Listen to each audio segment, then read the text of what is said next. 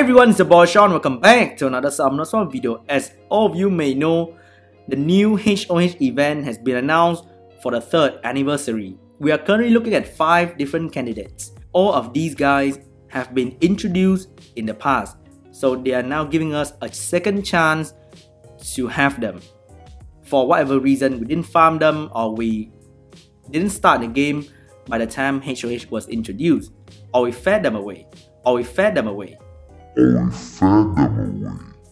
So there are many reasons for us to have them back. In my opinion, straight up, Diaz will be the top pick for maybe more than half of the current Summoners World population because of how useful he is in Raid 5. So why is Diaz so useful in Raid 5? He brings 3 different debuffs, and all of them are crucial for the success of your R5 farming. The first attack will grant HP recovery debuff on the boss, so the boss will not be able to heal. The second attack brings 2 different debuffs, attack break and armor break, both to keep your team alive and for the raid to be faster.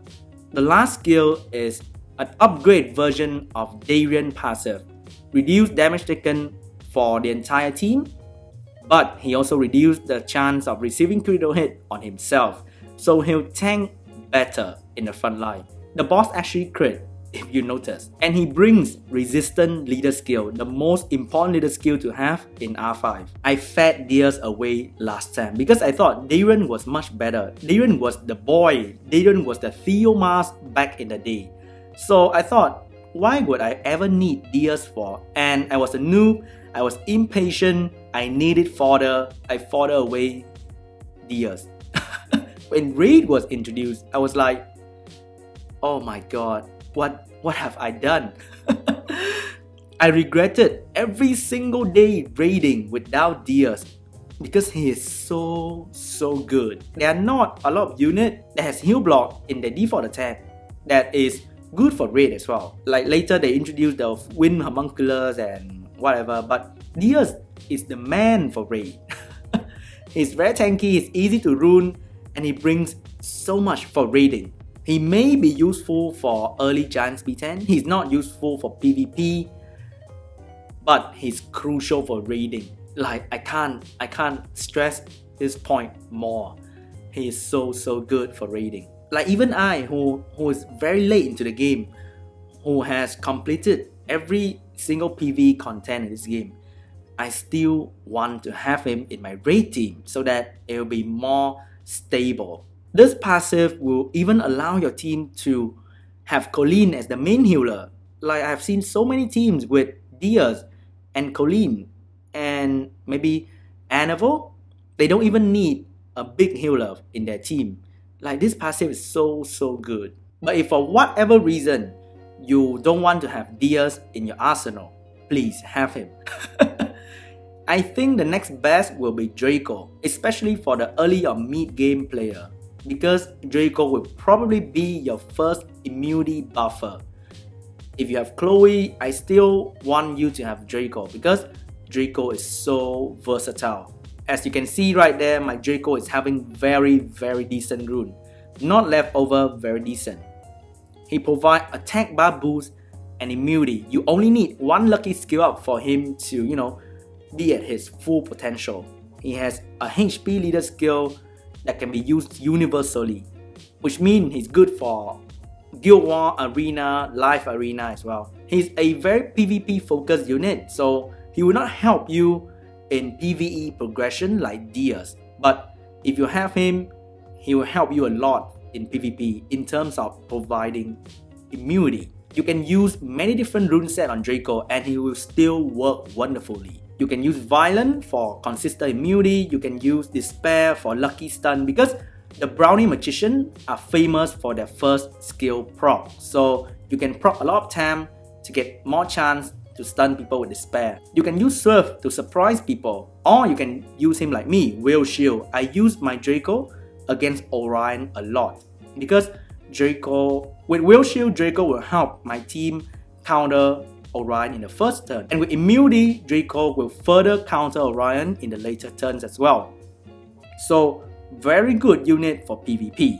Hands down, I love this guy. But if for any reason that you have Gusa, Veladriel, or maybe you love Chloe more, go with Taurus.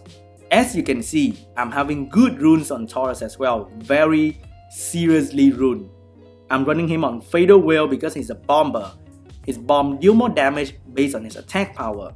So triple attack, nothing too fancy. High speed. I use him a lot. Where? RTA. Because he is a mini Zyros with this electric bomb. He can reduce the cooldown of enemy by 1 turn. So for that 1 turn, they will not be able to use their, AoE stun, AoE sleep, or immunity, whatever shit they want to use on your team.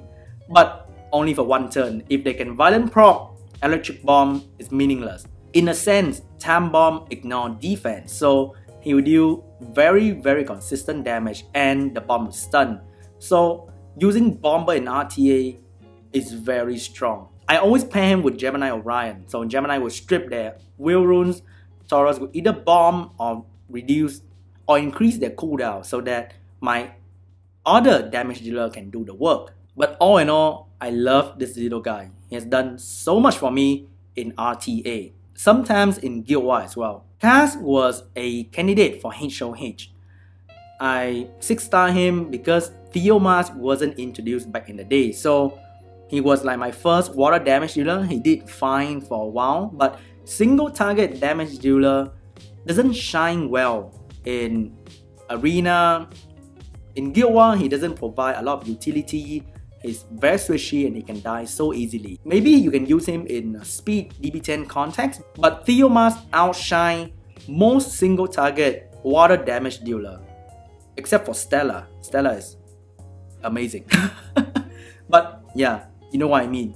That's why Kaz is casted out. Don't choose him unless you have all the other 4 and you just want him for collection purposes. But I don't think you will.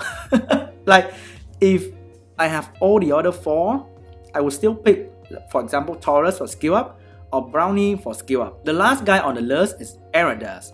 I fed him away as well. Don't get me wrong, I needed that Beretta skill up, okay? But still, I think he'll do a very good job for early mid gamer in TOA or Hope Heroes farming.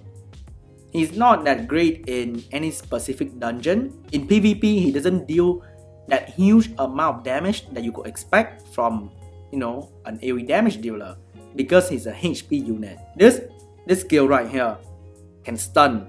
So if you're using a cleave team, maybe you want Eredas because stunning is so good to prevent, immunity to cut in between or healing to cut in between. He's a light unit, which means you can bring him against any AD. But he doesn't deal that much damage and he requires a lot of setup to be strong in PvP. In PvE, especially in TOA, he's gonna be an amazing stunner. But then TOA it's not that hard. Raid 5 is much harder. You can do TOA with like Math, Spectra, Veromos and all that jazz that is easy to get. On the other hand, a resistant leader like Diaz is not easy to get. So unless you are very satisfied with your immunity, with your damage, with your raid 5, and you want him for collection purpose, go ahead. This guy with his spare is amazing. I've seen many like speed HoH video with him in it. And he does an amazing job at stunning and dealing damage. But it's kind of meh for me. And Diaz is so much more important. Okay guys, that's my take on the HoH event. In short, in conclusion, pick Diaz, Draco or Taurus. They are all very good. Kaz, kinda shit. Eredas, kinda meh. Take my opinion with a grain of salt. Decide for yourself and have fun farming, okay? Leave a like, leave a comment if you enjoy or learn something. Subscribe if you are new. And I'll see you guys in the next video as soon as possible. Bye!